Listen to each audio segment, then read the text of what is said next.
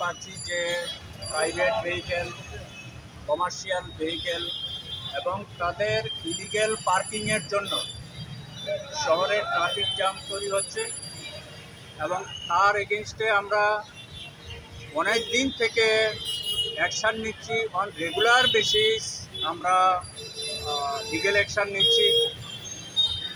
শুধু আগরতলাতেই নয়, সারা ত্রিপুরাতে আমরা অ্যাকশান নিচ্ছি। এর মধ্যে গত 6 মাসে আমরা 21,000-এর বেশি ড্রাইভিং লাইসেন্স সিজ করেছি এবং তার মধ্যে 7,000-এর উপরে সাসপেন্ড হয়েছে এবং বাকিগুলোর জন্য প্রক্রিয়া চলছে।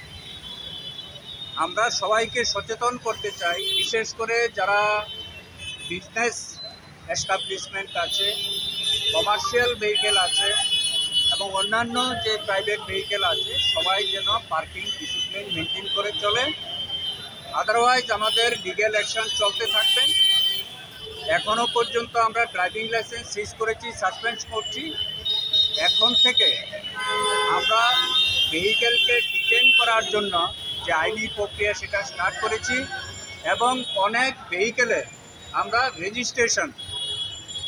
রেজিস্ট্রেশন ক্যান্সেল করার জন্য প্রক্রিয়া স্টার্ট করেছি। স্যার, আজকে কতজনকে করা হয়েছে? আমরা পার্টিকুলারলি এখনও আমাদের অভিযান জাস্ট স্টার্ট হয়েছে। এই ড্রাইভ চলতে থাকবে যতক্ষণ না পর্যন্ত ইলিগেল পার্কিং